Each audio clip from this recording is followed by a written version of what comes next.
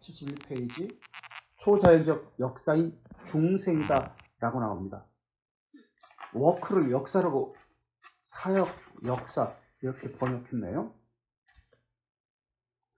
자, 돌트레이트 법규 3장의 제목은 혹시 뭔지 아세요? 전적 타락입니다. 전적 타락, 전적 부패. 타락과 부패의 차이가 무엇이죠? 이 전적이라는 것은 완전이라는 뜻입니다. 전적 그러니까 이게 뭐야 그런데 완전 타락, 완전 부패 같은 말입니다. 완전 타락. 타락은 뭐죠? 무엇과 관계된 거죠, 이건? 하나님과의 관계. 네. 또 부패는 영혼의 기능. 영혼의 기능. 3장 제목은 전적 타락과 관련된 있고 4장은 불가항력 은혜. 불가항력적 은혜. 이 둘은 같은 내용을 담고 있기 때문에 3, 4장을 함께 합쳐가지고 돌트레이트 3, 4장 몇 항 이렇게 이야기합니다. 왜냐하면 이 돌트레이트는 원래 아르미니우스주의자들이 질문으로부터 시작합니다. 그래서 그들의 질문이 1, 2, 3, 4, 5가지 전체 주제를 가지고 이야기합니다만 그 셋째, 넷째 질문이 답을 하다 보니까 같은 질문이다, 같은 답이다라는 것을 알게 됐습니다. 그래서 3, 4장에 대해서 같이 섞어서 이야기합니다. 아르미니우스주의자들이 이야기한 것은 어떤 사역이라고 역사라고 그렇게 이야기하나요? 하나님의 좀 우리는 초자연적 역사라고 그렇게 이야기합니다. 여기서 그죠? 아르미니우스주의자들은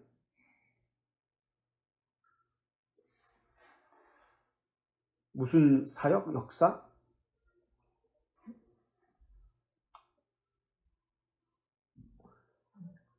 협력적이라고 해요. 협력적 사역이라고 그러죠. 하나님과 사람이 협력한다는 거예요. 그래서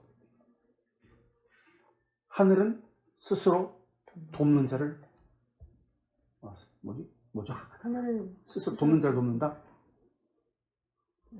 네, 뭐 이런 식이죠. 협력적 사역을 하는 거죠. 근데 완전히 타락한, 전적 타락한 사람, 완전히 부패한 사람은 협력할 수가 있나요? 없나요? 없습니다. 그래서 이게 갇힌 거예요. 완전히 타락했는데 어떻게 협력을 해? 방해만 되지. 하나님에게. 은혜, 그 사역에. 그래서 하나님 홀로 우리 안에서 행하신다는 것을 담고 있습니다. 그게 전적 타락과 불강력적 은혜 3, 4장을 합치게 된 겁니다. 그래서 이것을 우리는 하나님 홀로 하신다, 동력적 사역이다라고도 하고 새로운 창조라고 이야기합니다. 새로운 창조, 새 창조. 그래서 우리 지난 시간에 이건 새 창조라는 것을 이미 했고요. 그래서 불가항력적 은혜라고 이야기하는데 불가항력적 은혜라는 것은 가항력적의 반대죠. 우리 스스로 무엇을 할 수 있고 거절할 수 있고 결정할 수 있다라고 하는 것이 가항력이거든요. 안 된다는 거예요. 우리의 능력 자체가 없다, 부패했다, 하나님과의 관계가 어긋났다, 전적 타락이기 때문에, 전적 부패이기 때문에. 그래서 불가항력적 은혜를 다른 말로 유한 은혜 또는 효과적 은혜라고도 이야기합니다. 성령께서 역사하시면 반드시 효과를 나타낸다는 뜻이에요. 유하다, 효과를 나타낸다. 그래서 효과적 은혜라고 얘기합니다. 외적 복음 선포, 다른 말로 이건 뭐라고 얘기하죠? 이거 외적 복음 선포. 무슨 부르심? 복음적 부르심. 네. 외적 부르심이라고 이야기죠. 외적 복음 선포는 우리를 회개하게 할 수 있습니까? 복음 초청에 응하게 할 수 있습니까? 아니요, 없습니다. 성령 하나님께서 내적 부르심이 있어야만 이것이 가능합니다. 그래서 성령 하나님께서 조명하시고 빛을 비추시다는 뜻이죠. 그래서 깨닫게 하시고 인도하시고 회개케 주셔야만 가능합니다. 또 하나님 홀로 하시는 거죠. 그래서 불강력적 은혜다 라는 개념으로 이야기합니다. 그러나 아르미니우스주의자들은 강력 은혜다, 강력적 은혜다. 사람이 할 수 있다는 거예요. 거부할 수도 있고 받아들일 수도 있고, 이것을 개인의 자유의지에 달렸다라고 이야기합니다. 자유의지에 달렸다. 사람이 할 수 있다는 거예요. 결정하기도 하고 거절하기도 하고. 불강력적 은혜는 하나님의 부르심은 그 누구도 저항할 수 없는 강력한 것이다. 반드시 효과를 나타낸다. 이게 불강력적 은혜입니다. 근데 아르미니우스주의자들은 인간이 완전히 죽지 않았다라고 이야기합니다. 영혼의 기능도 완전히 죽지 않았다라고 이야기합니다. 단지 이해력이 우둔해진 것이다. 그래서 이해력이 우둔해지기 때문에 사람이 지식을 그들을 가르쳐서 지식적으로 그들을 깨우치면 그들은 우둔함에서 깨어나서 스스로 결정하게 됩니다 라고 얘기해요. 근데 성경은 요한복음 6장 44절에서 나를 보내신 아버지께서 이끌지 아니하시면 아버지께서 이끌어야 내게 나올 수 있다고 이야기합니다. 그런데 아르미니우스주의자들은 우리 돌트레이트 3, 4장 5, 6, 7번 한번 보실래요? 우리 지난 시간에 찾아본 건데 5, 6, 7번이랑 그 바로 뒷장 있죠? 79쪽에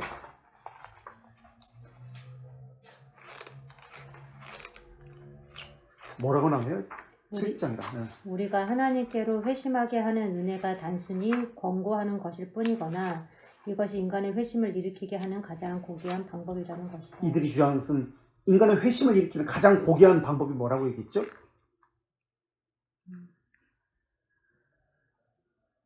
이양 보세요. 그럼 또 이양 또 권고를 포함하는 이런 사역의 방법이 인간성에 가장 잘 어울린다는 것이다. 예, 권고, 설득 이런 말을 해요. 권면하는 것. 그러니까 하나님의 단순한 권면으로 구원이 이루어진다는 거예요. 은혜를 받는 것은 권면이라는 거예요. 이게 가장 인간성에 합당하다라고 해요. 그러면 결정권자는 누구예요? 하나님 권면만 할 뿐이에요. 결정권자는 누구예요? 인간이에요. 다시 말하면 인간이 창조자란 말이에요. 하나님이 창조자가 아니라. 중생은 새로운 창조라고 그랬잖아요. 하나님께 하시는 일인데 이들은 사람이 결정하기 때문에 사람이 창조자란 말을 하고 창조주라고 말합니다. 중생이 영어로 우리 리제너레이션이라고 지금 초자연적 역사인 중생 12항에서 리제너레이션이라고 이야기하잖아요. 새로운 창조라고 이야기합니다. 새롭다. 그래서 영어로 보면 뉴 크리에이션이라고도 이야기해요. 새 창조.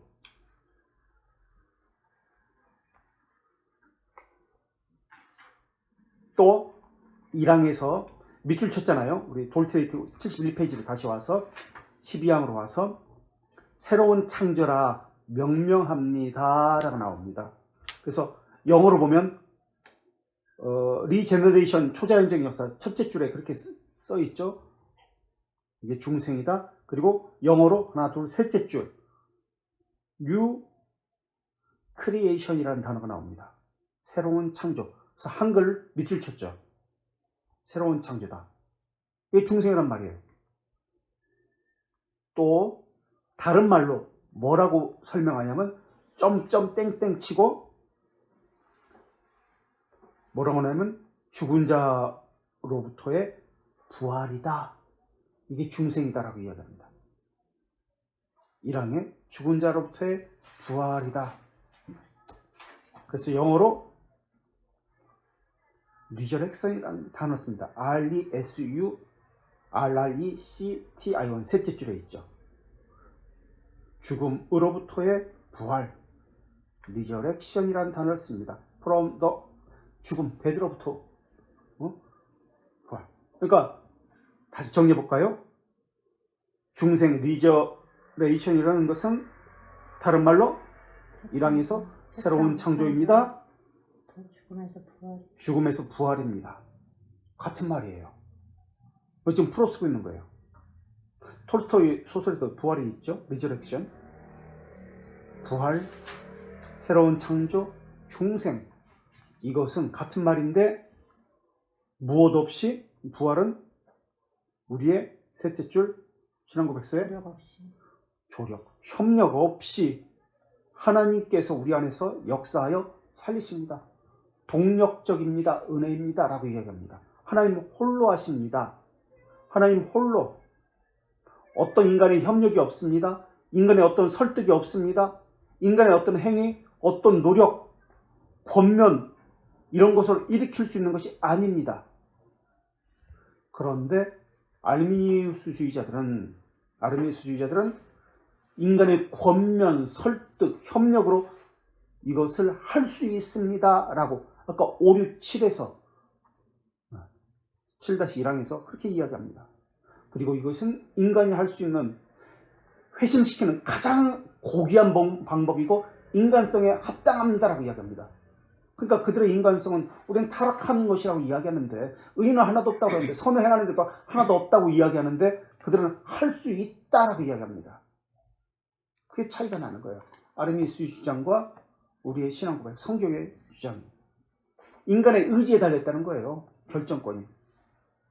그렇다면 인간이 구원의 저자가 되는 겁니다. 주체가 되는 거예요. 성경은 주체는 하나님이라고 이야기합니다. 객체라고 이야기합니다. 새 창조를 일으키는 주체는 인간의 의지가 되는 거예요. 그러니까 인간의 의지가 구원자라는 말의 의미예요. 하나님이 구원자가 아니에요. 아르미니우스자예요.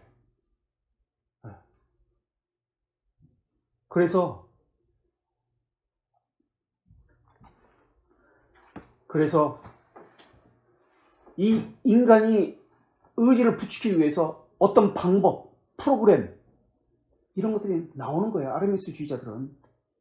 그런 교회는 그럴 수밖에 없어요. 할 수 있으니까.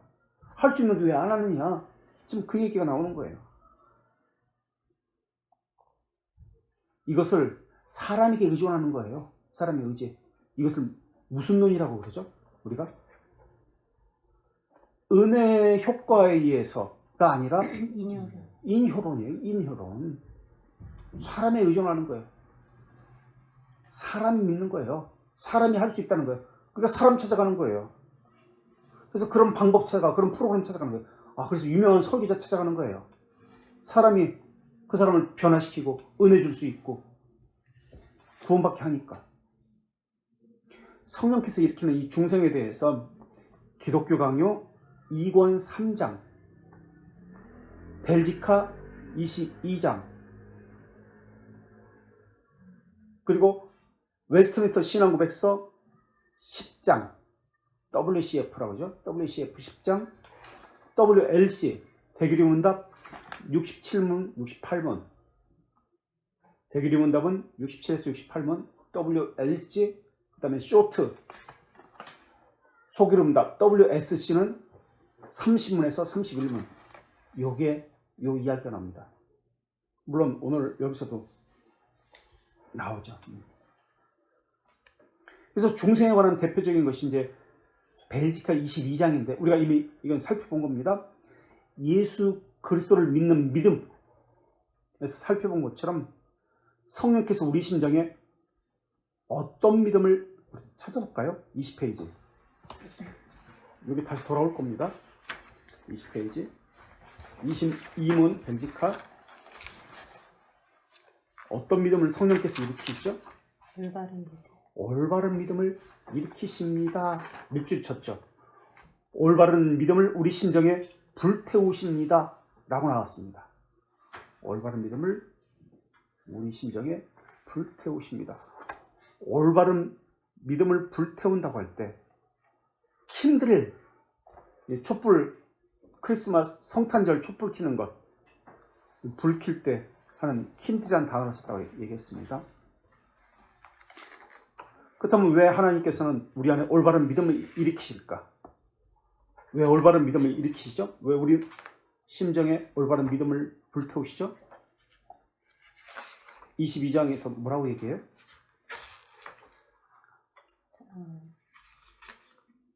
예수 그리스도를 맞이하고 1항에서 22장 1항에서 구원이 예수 그리스도를 그분의 공로와 예수 그리스도를 맞이하고 참된 지식을 맞이하고 우리 것으로 삼고 그분 외에 다른 어떤 것을 추구하지 않게 하기 위해서 올바른 믿음을 우리 심정에 킨들합니다. 불태웁니다. 일으킵니다.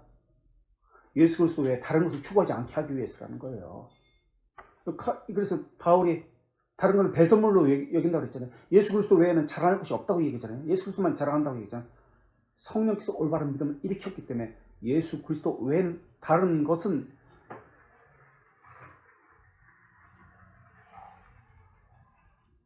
추구하지 않습니다. 프로그램, 방법, 사람을 의지하는 거 일으키지 않습니다.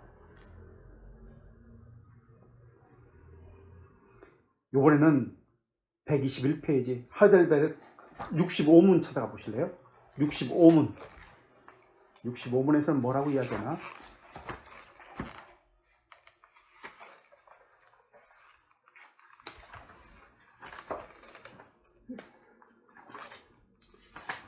우리가 그리스도와 오직 믿음으로 그분의 모든 혜택에 참여자가 된다면 이 믿음은 어디에서 나옵니까? 라는 겁니다. 이 믿음이 도대체 어디서 나옵니까? 답은 121페이지 성령 하나님에서 나옵니다. 성령 하나님은 어떤 일을 해요? 복음 선포로 우리 심정의 믿음을 일으킵니다. 성령을 사용해 그것을 확언합니다. 우리 심정에 믿음을 일으킨다는 거예요. 이 믿음은 어떤 믿음이죠? 벤지카에 의하면 22장에 의하면 이 믿음은 올바른 믿음입니다. 라고 이야기합니다. 그런데 영어 보세요. 복음 선포로 우리 심정에 일으킨다. 워크라는 단어 썼습니다. 사역. 그죠? 일하신다. 일한다는 그런 단어를 썼어요. 하나님께서 일한다는 거예요. 오늘 여기서도 지금 워크라는 단어 썼잖아요. 그죠? 자, 이번에는 효과적인 부르심 신앙고백서 10장 가볼게요. WCF 10장 171페이지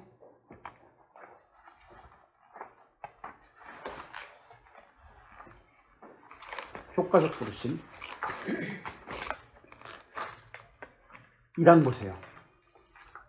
하나님은 생명의 이름으로 예정한 모든 자, 그분이 정하신 인정한 때에 자신의 말씀과 성령에 의해서 효과적으로 부르시기를 기뻐하십니다.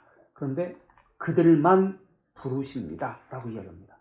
그들만 부르십니다. 그리고 2항 하나님의 것들을 이해하도록 조명받고 굳은 심정이 제거되고 부드러운 심정이 되게 하십니다. 2항에서 그렇게 얘기했죠. 3항에서 그들의 의지를 갱생시킵니다. 그리고 예수 그리스도에게 그들을 효과적으로 이끕니다. 성령께서 의지를 갱생시킨대요. 그리고 4항에서 자발적으로 가장 자유롭게 나오게 됩니다. 그렇게 이야기합니다. 성령께서 하시는 일이 어떤 것인지에 대해서 이게 지금 나오고 있습니다. 의지를 갱생시킨다. 의지를 바꾸십니다. 순종하게 하십니다. 오늘 우리가 학교에서 본 것처럼 성령께서 감동 감화해서 그렇게 하신다라고 나옵니다. 그러니까 사람은 구원에 있어서 사람의 권면, 설득으로 되는 게 아니에요. 설교로 되는 게 아니에요. 철저히 수동적입니다. 능동적이 아니에요. 하나님 홀로 하는 동력적입니다. 설교했기 때문에 그들이 구원받는 거 아니에요. 또 이번에는 대규리 문답 68문 한번 볼게요. 238페이지 대규리 WLC 68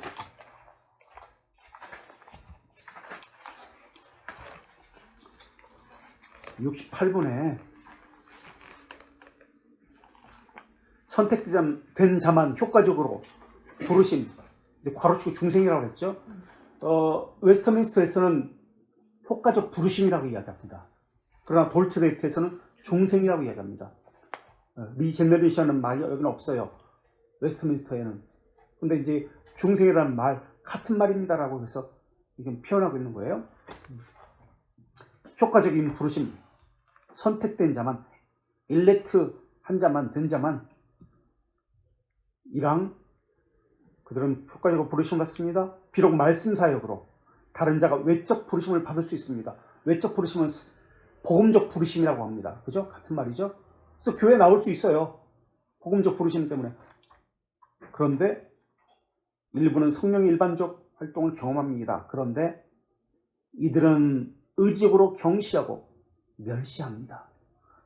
제한된 은혜에 대해서 복음적 부르심을 받은 사람은 의지적으로 경시하고 멸시합니다. 그래서 불신앙으로 인해서 예수 그리스도께 진정으로 오지 않습니다. 라고 지금 말하고 있습니다.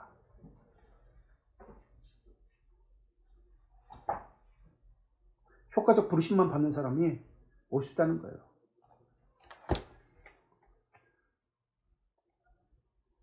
그런데 이 교회에 올 수 있다는 거예요. 이 교회에 올 수 있지만 내적 부르심이 아니라는 거예요. 그래서 이 교회에 와도 경시하고 멸시하고 업신여긴다는 거예요. 그것도 의지적으로. 영어로 보세요. 의지적으로 경시한다, 멸시한다. 이 단어를 willful, W-I-L-F-U-L, 이양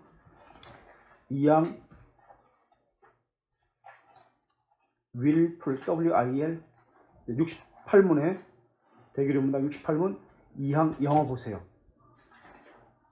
의지적으로 경시하고 멸시한다. willful이라는 단어 썼습니다. 의지적으로.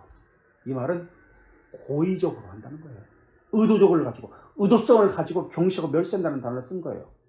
고의적으로, 의도적으로 하나님의 말씀을, 하나님의 은혜를 경시하고 멸시합니다.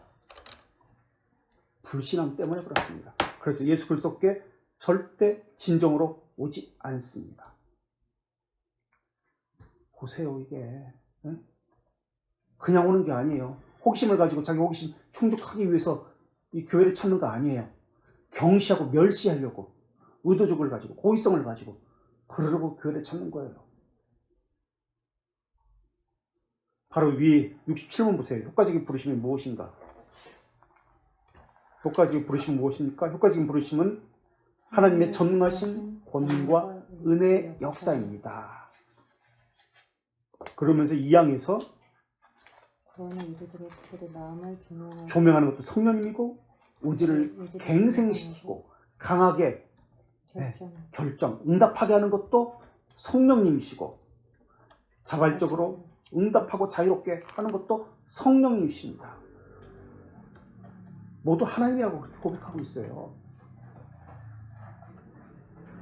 그러니까 하나님께서 하지 않으면 안 돼요. 아무리 수많은 사람이 이 교회를 왔다 갔다 할지라도 하나님께서 하지 않으면 안 돼요. 근데 사람들은 설교자를 욕하죠. 설교를 저딴 식으로 하니까, 예배를 저렇게 길게 하니까, 프로그램을 사람이 좋아할 만한 프로그램을 하지 않으니까 성도가 안 온다. 그렇게 이야기합니다. 신명기 30장 6절 한번 찾아볼래요? 신명기 30장 6절. 신명기 30장 6절. 뭐 읽어주실래요? 네, 하나님 여호와께서 내 하나님 여호와께서 내 마음과 내 자손의 마음에 할례를 베푸사 너로 마음을 다하며 뜻을 다하여 내 하나님 여호와를 사랑하게 하사 너로 생명을 얻게 하실 것이며. 주어가 뭐예요? 내 하나님 여호와. 하나님께서 마음에, 그리고 자손들의 마음에도 할례를 베푸신다는 거예요. 그리고 마음을 다하고 뜻을 다하고 하나님을 사랑하게 만드시는 것도 누구야? 하나님이에요. 생명을 얻게 하시는 것도 하나님이에요. 그럼 이렇게 질문할 수 있겠네요. 그럼 내가 하나님을 사랑하지 않는 것, 하나님께 순종하지 않는 것, 하나님께서 하신 것이네? 내가 불순종하지 않은 것, 하나님께서 내게 역사하지 않아서네? 사랑할 마음을 주지 않아서네? 순종할 마음을 주지 않아서네? 그래서 아르미니우스주의자들이 쓴 단어가 협력이라는 단어예요. 왜냐하면 하나님을 변호하기 위해서, 하나님의 죄의 저자로 만들지 않게 하기 위해서 아르미니우스주의자들이 사람의 협력으로 사람의 책임이 강하게 있다는 것을 말하게 하기 위해서 그래요.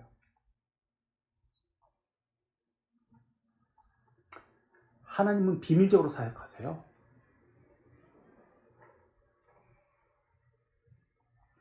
그런데 우리 측면에서 하나님께서 인식하도록 그렇게 하십니다. 그리고 하나님이 행한 것이 아니라 우리가 행한 것처럼 그렇게 인식하게 하십니다. 자, 이렇게 이야기하는 사람, 하나님께서 내게 하나님을 사랑하도록 하지 않았다 라고 말하는 사람에게 우리 돌트레이트 3, 4장 9항으로 가볼까요?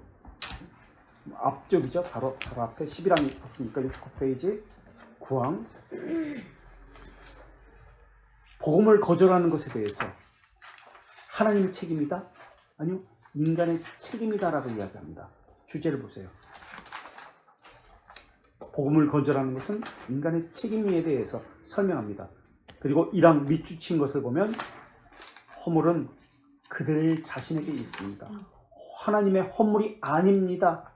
하나님이 그들에게 사랑을 부어준 것이, 그래서 사랑을 부어주지 않았기 때문에 그들이 불순종한 것 아닙니다. 그들 자신에게 책임이 있습니다 라고 이야기합니다. 그들에게 허물이 있을 뿐입니다 라고 얘기합니다. 2항 보세요. 그들 중 일부는 부르심을 받을 때 자신들의 위험에 처한 것에 대해서 무관심합니다. 2항. 그들 중 일부는 부르심을 받을 때 자신들의 위험에 처한 것에 대해서 무관심합니다. 생명의 말씀을 거절합니다. 다른 일부는 그 말씀을 받습니다. 그러나 자신의 심정에 영구적으로 인상시키려 하지 않습니다. 그래서 그들의 책임입니다라고 이야기합니다. 그들은 무관심해요. 진리에 대해서는. 그래서 거절하는 거예요. 이것을 사망에서 일시적 믿음입니다 라고 이야기합니다. 그래서 그들의 즐거움은 곧 사라지고 변절합니다.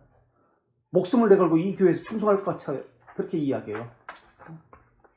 그런데 그 잠시의 즐거움은 곧 사라지고 배교합니다. 변절합니다.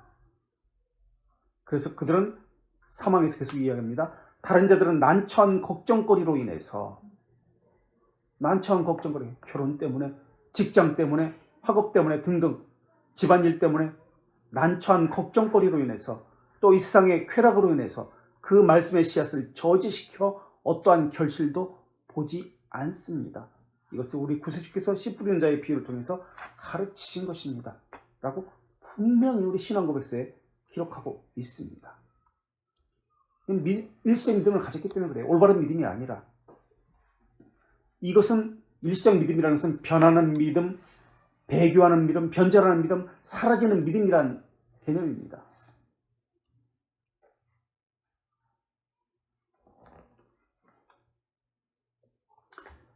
올바른 믿음은 의지를 갱생시킨다고 이야기합니다. 갱생, 의지를 변화시킵니다. 순종하게 합니다. 다시 말하면 영혼의 기능에 하트가 있고 마인드가 있는데, 마인드만 머무는 것이 아니라 하트, 의지에 전달되어서 부드러운 마음을 갖게 하고 의지가 갱생되어서 자발적이고 자원하여 순종하게 됩니다 라고 이야기합니다. 그래서 변화된 의지는 영적 선을 향해서 움직이게 됩니다. 왜냐하면 하나님께서 인간 안에 직접 역사하기 때문에. 그래서 다시 돌트레이트로 오시면 이것을 하나님의 사역이다, 역사다, 워크라는 단어를 해가지고 쓰고 있습니다. 그래서 우리 안에 역사하는데 반드시 변한다, 불가항력적 은혜라고 이야기합니다. 이게 사역이라는 단어예요. 그래서 다시 한번 읽어볼게요. 71페이지 1항 11장 성령 하나님의 회식 사역.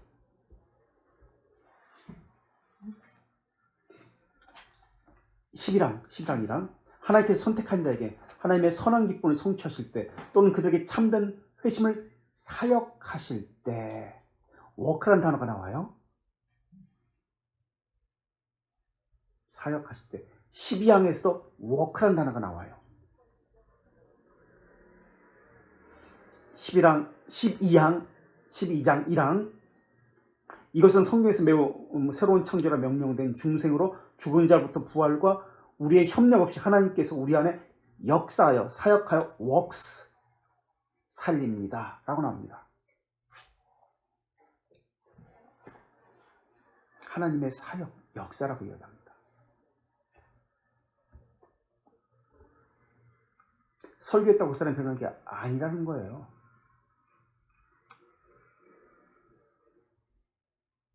스웨이션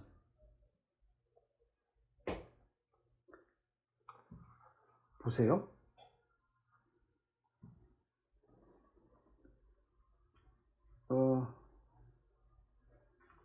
이 항 보세요.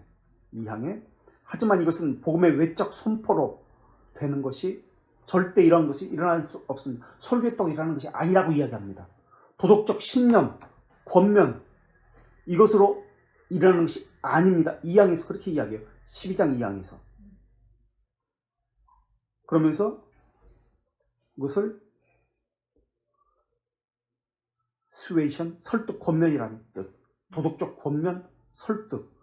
절대 안 되냅니다. 라고 2항에서 영어로도 그렇게 쓰고 있습니다. SUA, 모럴 스웨이션, 도덕적, 설득, 권면. MORAL, 도덕적, SUASION, 모럴 스웨이션, 도덕적 권면, 설득으로 되는 게 아닙니다. 분명히 이야기합니다. 절대 안 변합니다. 좋은 설교를 들었다고 은혜 받는 거 아닙니다. 권면, 권고, 설득 이것은 누구의 말이냐면 아르미니우스주의자들의 말입니다. 그래서 반박하고 있어요. 그것으로 되는 것이 아닙니다. 아까 5류 읽었잖아요. 5류 7장 1항 사람의 권고, 인간의 회심을 이끄는 가장 고귀한 방법입니다.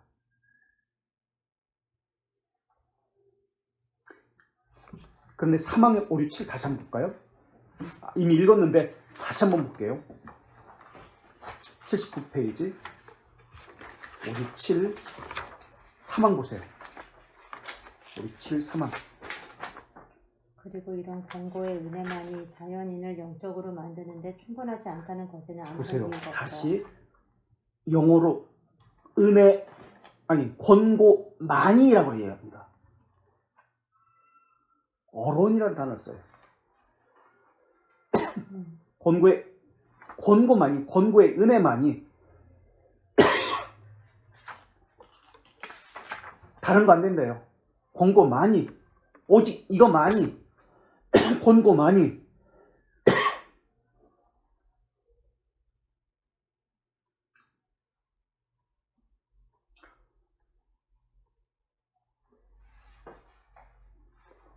이런 권고의 은혜만이 어론 이런 단어를 씁니다.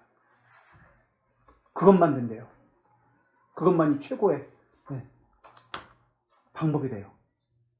사람의 설득, 권면으로 그 사람이 변합니다.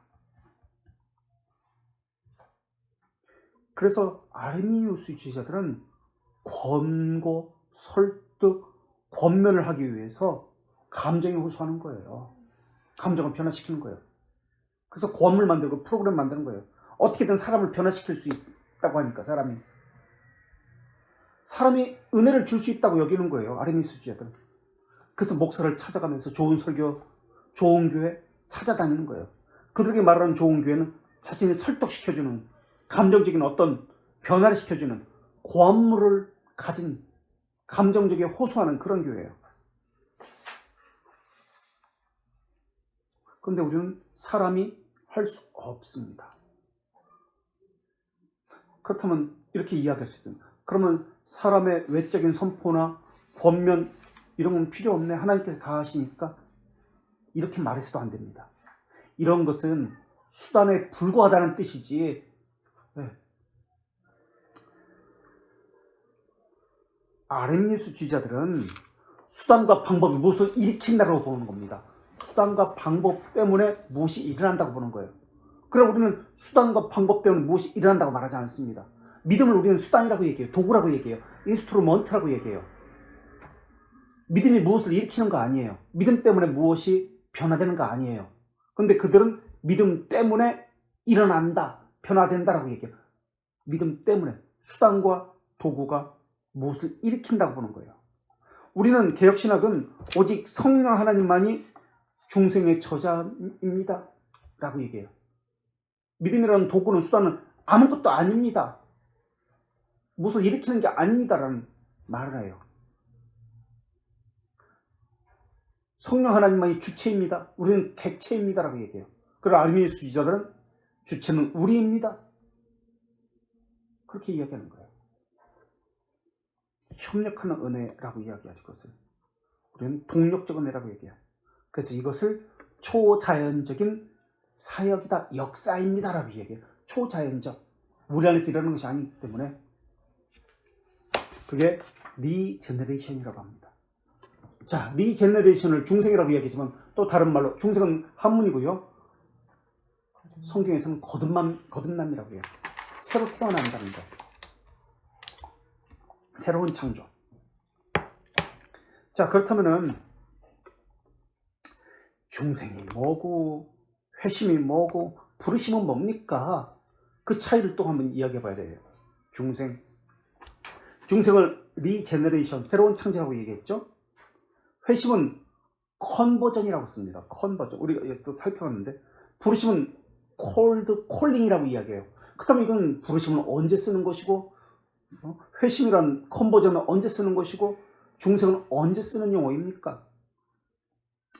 부르심이라는 단어, 콜링이라는 거, 콜드라는 단어 또는 이것은 웨스트민스터 신앙고백에서 쓰는 단어입니다. WCF에서 쓰는 단어가 부르심입니다. 아까 봤죠?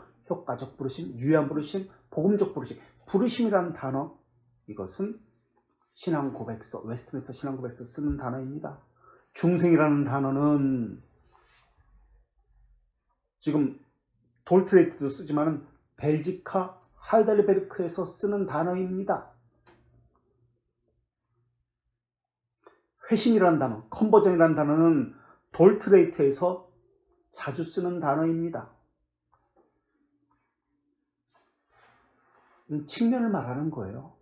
다 같은 것을 이야기하는데 어떤 측면에서 이것을 바라보느냐에 따라 다른 거예요. 이걸 구별할 수 있어야 돼요. 성경에서 또는 교리에서 구별할 수 있어야 돼요. 또 중생은 어떤 사람은 본 어게인이라고 이야기합니다. 본 어게인 또는 본 이것을 앞에 다시라는 것을 써가지고 리본이라는 단어를 씁니다. 중생을 어쨌든 중생은 하나님 측면에서 보는 것입니다 라는 거예요. 이게 중생이라는 개념이에요. 하나님 측면에서 보는 것을 중생이란 리본 또는 리제너레이션 또는 본어게인 또는 새로운 창조 또는 죽은 자로부터의 부활라는 단어를 쓰는 것입니다. 죽은 자로부터의 부활, 하나님 측면에서 말씀하시는 거구나 라는 것을 알 수 있고요. 그러니까 영원이라는 개념에서 보는 것이에요. 회심이라는 말은 다른 말로 인지라는 말입니다. 인지했다. 사람의 측면에서 보는 겁니다. 그래서 이것을 중생의 경험이라고 이야기합니다. 같은 용어로 써가지고 중생, 사람의 측면에서 보기 때문에 중생의 경험, 사람이 경험한다, 인지했다라는 뜻에서 중생은 비밀적이고 하나님의 측면을 이야기해요. 이것을 다른 말로 영원이라는 개념을 이야기해요. 중생의 경험은 영원이 아니라 시간의 개념입니다. 사람이 인지한다는 측면입니다. 체험한다는 측면입니다. 그래서 중생의 경험은 중생이라는 말과 통일시키기 위해서 이렇게 중생의 경험이라는 말을 쓰고 있는 거죠. 부르심은 하나님의 측면을 이야기합니다. 아까 중생과 같은 말이라고 했죠. 부르심은. 그래서 웨스트민스터에는 부르심이라는 단어를 써서 중생을 표현합니다. 하나님의 측면, 이야기하는 거예요. 부르심. 중생이니까. 그래서 성경에서 거듭남, 부르심 다 하나님 측면에서 보는 거구나라는 거 그렇게 이해하시면 됩니다. 그런데 이 중생, 회심, 또 뭐였죠? 부르심, 예. 공통점이 있습니다. 다른 측면에서 보는 것이지만 다 공통점이 있습니다. 공통점이 뭘까요? 회개라는 공통점입니다. 돌이킴이라는 공통점. 사람 측면에서 보면 모두 이것은 공통점이 회개로 나타난다는 겁니다. 회개가 일어난다는 겁니다.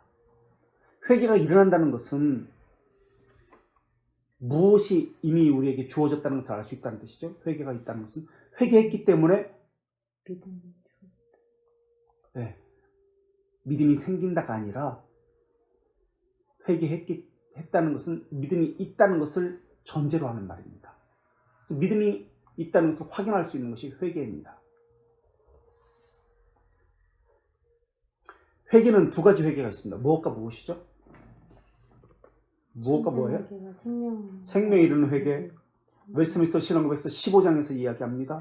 생명에 이르는 회개에는 또 참된 믿음은 다른 겁니다. 참된 믿음은 하이델베르크 88문에서 이야기합니다. 참된 회개는 무엇과 관련된 것이죠? 사람 측면에서. 견인과 관련됩니다. 사람의 측면에서 관련됩니다. 생명에 이르는 회개는 하나님 측면인데 중생과 관련됩니다. 하나님 측면과 관련됩니다. 회개했기 때문에 용서받는 것입니까? 사람들은 그렇게 얘기해요. 금요 철회 기도나 이런 데 가보면 회개 먼저 해야지 기도응답이 빠르다고. 맞습니까? 교리적으로? 아니요. 회개했다는 것은 죄들의 용서를 받았다는 것을 인지하는 겁니다. 경험하는 거예요. 죄들의 용서가 먼저 있고 그 다음에 회개가 결과로 나타나는 거예요. 거꾸로 해, 거꾸로. 회개했기 때문에 죄들의 용서가 있다. 행위권이에요. 회개의 권한은 오직 하나님에게 있습니다. 그런데 로마 가톨릭은 누구에게 있다고 그래요? 하나님에게서 모든 것이 발생하는 것이 아니라 하면서, 그러니까 더 구체적으로 누구에게 달려있다? 그 권한이 있다? 하나님께서 사제에게 맡겼다. 교회에 맡겼다고 얘기해요. 사제에게, 교황에게. 그래서 사제가 그 회개했다고 선언해 줘야 됩니다. 용서를 선포해 줘야지 그때서야 비로소 회개가 있는 거예요.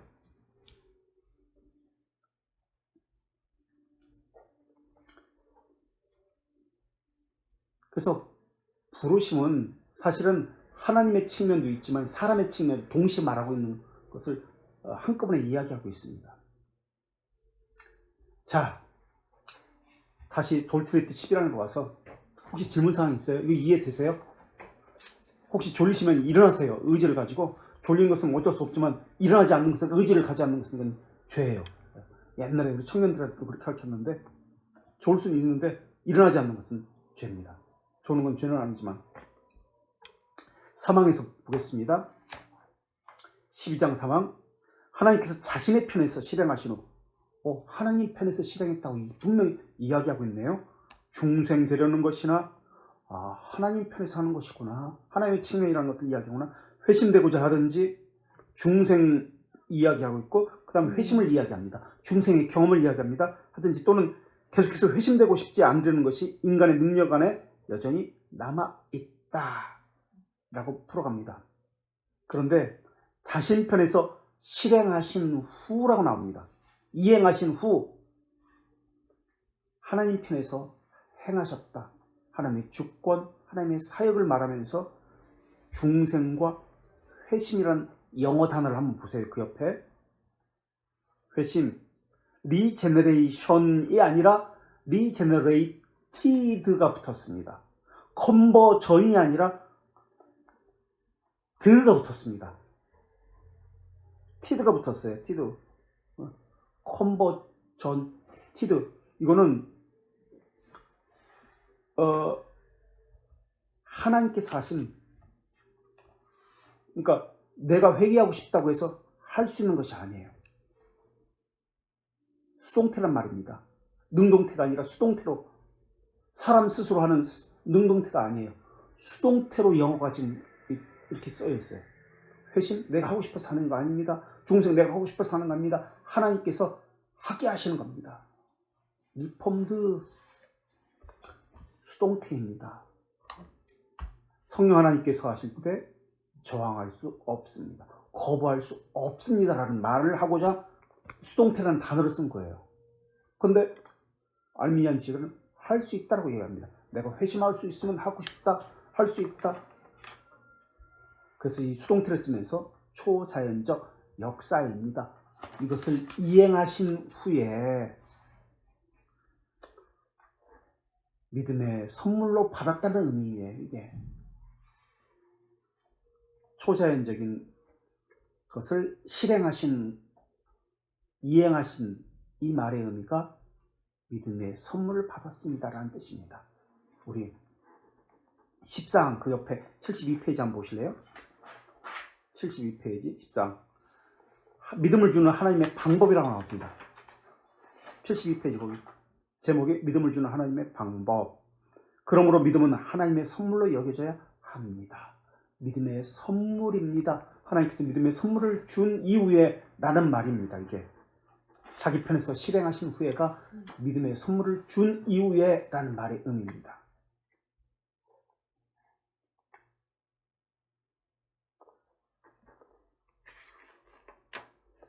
그래서 이것을 상황에서 다시 12장 상황으로 가볼게요. 72페이지 제 위에 분명한 것은 12장 상황 우리가 하고 있는데 분명한 것은 가장 강력하고 동시에 가장 기쁘고 놀랍고 신비롭고 그리고 흉흉할 수 있는 초자연적 사역이라는 것입니다. 라고 표현하고 있습니다. 초자연적인 사역. 그래서 인간의 어떤 역할도 요구하지 않습니다. 모든 인간의 사역을 배제합니다. 이런 뜻이에요. 초자연적이라는 말이에요. 인간의 행위를 배제합니다. 이와 같은 의미가 또 뭐 있죠? 칭의를 이야기할 때 네, 이 말의 의미는 믿음으로 말미암아 라는 말의 의미입니다. 믿음으로 말미암아 라는 말의 의미는 로마서 1장 17절 18절의 말씀 행위를 배제합니다. 하나님의 초자연적인 사역입니다 라는 뜻이에요. 이게 시간은 알 수 없다는 뜻입니다. 영원에서 이루어졌습니다 라는 뜻입니다. 이게. 그래서 칭의를 이야기할 때 예정을 먼저 이야기해야 됩니다. 예정에서 봐야 됩니다. 영원에서 봐야 됩니다. 그래서 사람은 구원의 객체이지 주체가 아닙니다. 이것을 초자연적 사역이라고 합니다. 그래서 이 사역의 저자가 누구냐면 5절에 5항에 12장 5항 72페이지 영감된 성경이 선언하는 것처럼 이 서약의 저자가 성령이라고 분명히 나오지 않아요. 네. 그러나 여기서 보이고 있습니다. 성령이라는 것을.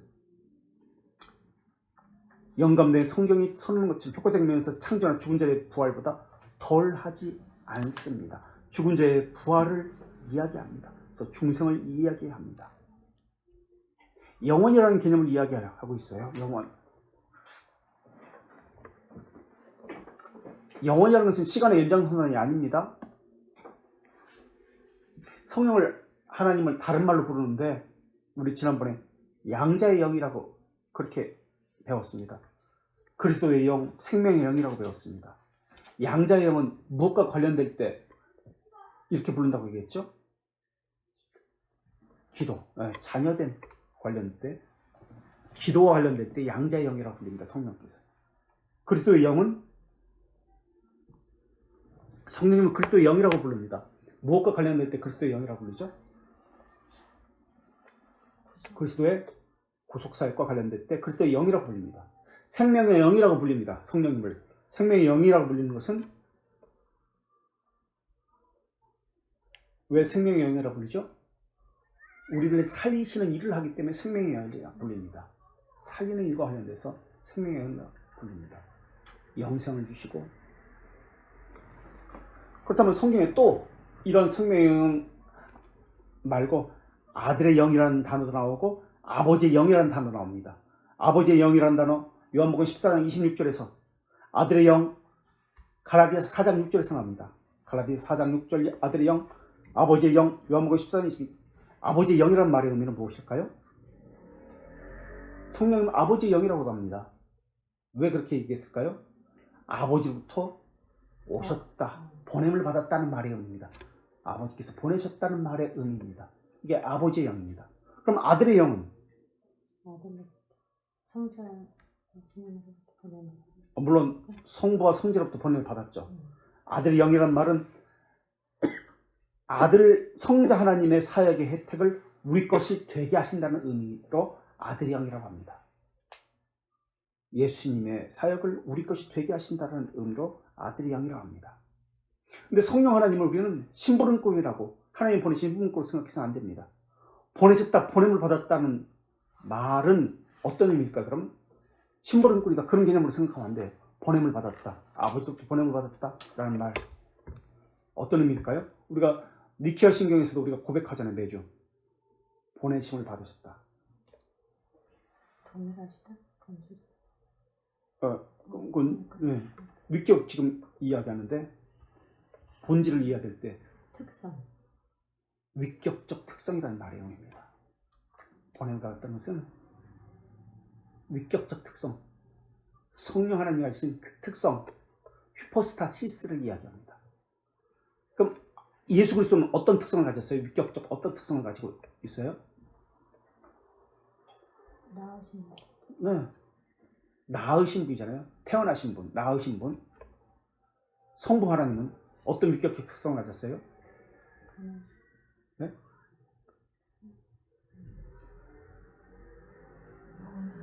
네? 나으신 분이에요. 나으신 분. 그래서 아버지라고 하는 거죠.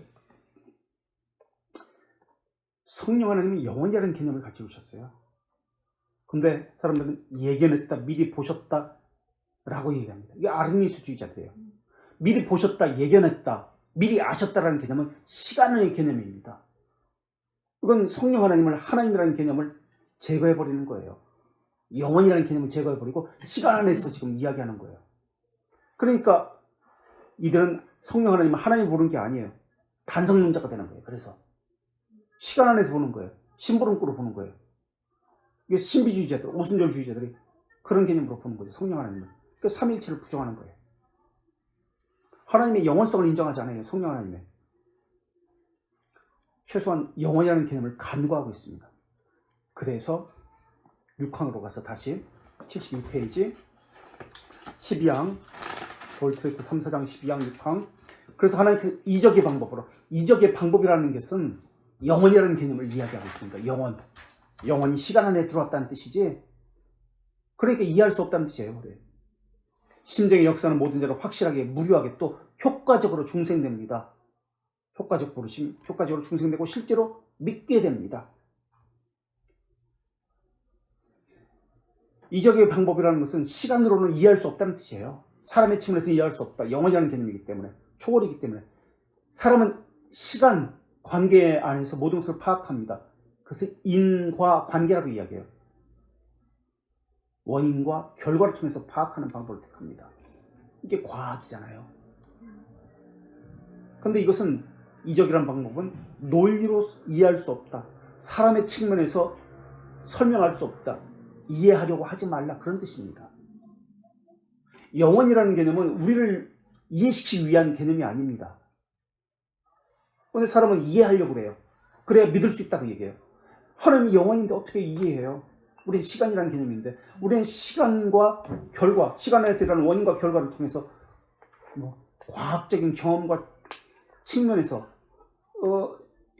이런 것을 통해서 우리는 이해를 할 뿐인데, 그래서 이 말의 의미는 이적의 방법으로 영원이라는 개념입니다. 영원이라는 개념은 우리 이해를 전제로 말하는 것이 아닙니다. 이 말의 의미는 모든 우리의 삶의 제1원인이 하나님입니다라는 것을 말하고 있는 거예요. 또 우리의 삶에 있어서 하나님을 반영해야 올바른 해석을 할 수 있습니다 라는 말의 의미입니다.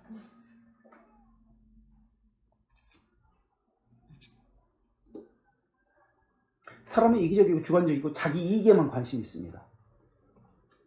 그것을 포기하라는 말의 의미가 또 이적의 방법이라는 말의 의미입니다. 그래서 하나님은 사람의 심정, 즉 의지에 역사하셔서 새로운 의지를 갖게 합니다. 갱생시킵니다. 그것은 확실하고 무료하게 오류가 없이 또 효과적으로 일어나게 됩니다. 라고 이야기합니다. 그래서 그 결과는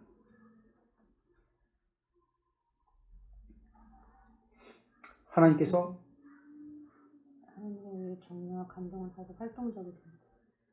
네, 이제 그건 7항이고 그 전에 실제로 믿게 된다. 믿게 된다. 그 결과로 무엇을 통해서 믿게 되는 거죠? 효과적인 부르심은 하나님의 측면이라 몰라요, 우리는. 그래서 하나님께서 우리에게 인지하는 방법을 사용하십니다. 회개로 하나님께서 이렇게 부르셨구나, 역사하셨구나. 그래서 인지하게 되는 거예요. 회개를 통해서 인지하게 됩니다. 그래서 제가 회심, 회개, 부르심의 공통적인 것은 회개라고 얘기합니다. 이건 인지라는 측면이라고 얘기합니다. 믿음은 하나님의 측면이기 때문에 몰라요. 하나님께서 부어주시는 것이기 때문에 비밀적이고 신비적입니다. 그러나 회개를 통해서 인지하게 됩니다. 회개하는 것을 보니까 내 안에 믿음이 있구나 라는 것을 알게 됩니다. 그래서 이것은 일시적인 것이 아니라 이 회개는 지속적이고 평생이랍니다. 그래서 이것은 무엇과 관련됩니다? 회개의 삶은 견인과 관련됩니다. 단시간 내에 한순간 하고 마는 것이 회개가 아니에요. 그런데 어떤 사람들은 회개를 구원받아라. 한 번 하면 끝이다. 평생 간다라고 얘기해요. 그건 자기가 하나님이라는 얘기예요. 영원을 이야기하는 거예요. 그건 하나님이 단번에입니다. 단번에. 단번에 이루세요. 자, 7항 그 결과 갱생된 의지가 바뀌었어요. 변화된 의지는 하나님에 의해서 격려와 감동을 받아 지속적으로 격려와 감동을 받아 활동적이 됩니다. 갱생된 의지란 말은 변화된 의지, 다른 말로 또 순종하는 의지란 말입니다. 순종하는 의지는 어떻게 됩니까? 하게 되면 하나님께서 계속 격려합니다. 그것이 옳다. 감동을 받아서 계속해서 순종하게 됩니다. 그 말을 하고 있는 거예요. 지금 7항에서. 의지의 갱생이란 말은, 갱생된 의지란 말은 의지의 전환이란 말입니다. 또 이 말은 자발적인, 자의적인 스스로라는 말입니다. 자연스럽게 하나님의 말씀을 순종하기를 기뻐하게 됩니다. 억지로가 아니에요. 사람 눈치 보고 갈등하고 고민하고 어쩔 수 없이 하는 거 아니에요. 그래서 하나님의 명령과 자신의 의지가 조화를 이루려고 부지런히 행하게 됩니다.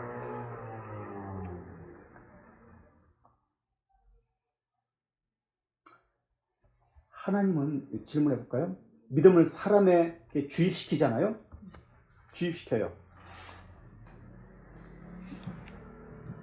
자유의지를 좌지우지 하나요? 그럼? 사람의 의지를 좌지우지 하나요? 그럼요. 의지 주입시켜요. 믿음을 의지 속에 주입시켜요. 하나님. 그럼 사람의 의지가 하나님께서 꼭두각시 이렇게 하는 것처럼 인형 부르듯이 그렇게 좌지우지 되나요? 그럼요. 네? 자발적이라는 의미입니다. 그걸 기뻐하게 된다는 의미예요. 이게 의지라는 것은 이것을 기뻐한다는 뜻이지, 갱생된 의지라는 것은 하나님이 의지를 붙들고 꽉 쥐고 이렇게 움직여라, 기계처럼 로봇처럼 꼭두각시처럼 이렇게 한다는 그런 의미가 아니에요. 자발적이라는 뜻입니다. 이것을 어떻게 표현하냐면 웨스트민스터 신앙고백서 14장, 웨스트민스터 178페이지 2장 3항 보세요. 웨스트민스터 신앙고백서 14장, 이것을 이렇게 표현하고 있습니다. 14장 2항 3항 178 둘째 줄 보세요. 이것은 무슨 힘으로라고 얘기하나요? 지금까지 말씀드렸던 갱생된 의지를 꼭두각시처럼 하지 않고 자발적으로 이렇게 하도록 하는 것을 2항 3요? 네. 순종. 2항 3절에 둘째 줄, 칭의 성화 영생을 위해 은혜 언약의 힘으로 오직 그리스도만을 인정하고 예. 수용하고 신뢰하는 것. 은혜 언약의 힘으로만 오직 그리스도만을 인정하고 수용하고 신뢰합니다. 은혜 언약의 힘으로만이라고 표현합니다. 다른 것은 협력하지 않습니다. 은혜 언약의 힘으로만이라고 이야기합니다. 은혜 언약의 힘으로만 의지가 자발적으로 기뻐하게 되고 바뀌게 됩니다. 이것을 불가항력적 은혜라고 이야기합니다. 그래서 하나님의 기뻐하시는 뜻에 의존하게 됩니다. 그래서 이 불가항력적 은혜 교류는 우리를 자만하게 하지 않습니다. 교만하게 하지 않습니다. 자기 의를 자랑하게 하지 않습니다. 자기 이름을 내게 하지 않습니다. 하나님의 힘만을 자랑하게 됩니다. 그렇다면 자기 이름을 내려는 자들은 무엇입니까? 그런 교회들이 많이 있잖아요. 주보에 이름 내가지고 각 신문사에 돌리고 각 집집마다 돌려가지고 우리는 이러한 일을 했습니다. 자기 이름 자랑하는 극단적 이익이 주면 이게 바로 아르미니스주의자들의 하는 방법이에요. 설득하는 거예요. 사람의 방법으로 원하는 거예요. 그래서 8항의 마지막으로 그러므로 인간은 하나님께 받은 은혜로 인해서 하나님께 받은 은혜로만 인해서 믿게 되고 회개한다고 말합니다. 이것이 옳은 표현입니다. 그래서 믿음은 회개와 늘 함께 갑니다. 라는 것을 표현하고 있는 거예요. 8항에서. 그래서 회개를 통해서 믿음이 있다는 것을 확인합니다. 믿음을 가졌으면 회개가 나타납니다. 라고 말합니다. 믿음과 회개는 같이 가는 거예요. 그래서 미리 전망, 앞으로 보는 것 말고 영망적으로 회개하는 거 보니까 영원전에 택함 받은 백성이라는 것을 그 회개했기 때문에가 아니에요. 이것을 영망적으로 돌아볼 수 있는 것이죠. 누가 시켜서 하는 게 아니에요. 그래서 자원하고 기쁨을 하는 거예요. 그래서 몰라서 못하는 것도 있지만 그거보다도 중생되지 못했기 때문에 극단적 이기심 때문에 안 하는 것이 제일 많이 있는 거예요. 그 대부분 그래요.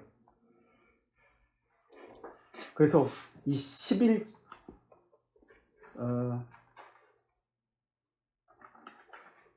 그래서 보세요. 이 오늘 이제 12항에서는 어떤 게 나타나냐면 마지막으로 영원이라는 개념이 나타납니다. 이적이라는 개념, 새로운 창조, 영원이라는 개념, 이것은 제1원이라는 의미가 나타나고요. 제1원이라고요. 또 믿음으로만이라는 이것은 무슨 원인이죠? 요한복음 3장 16절에 의하면 하나님이 세상을 이처럼 사랑하사 독생자를 주셨으니 이를 그를 믿는 자마다 영생을 얻게 하려 하심이라. 하나님이 이처럼 세상을 사랑하사 하나님이 자비하심, 사랑하심이 제1원인입니다. 그리고 2원인은 뭐죠? 독생자를 주신 것. 제2원입니다. 3원인은 그를 믿는 것. 믿음으로 말미암아 이게 제3원인입니다. 그래서 오늘 본문에는 영원이라는 개념 제1원이 나오고 제3원인 믿음으로 말미암아가 나옵니다.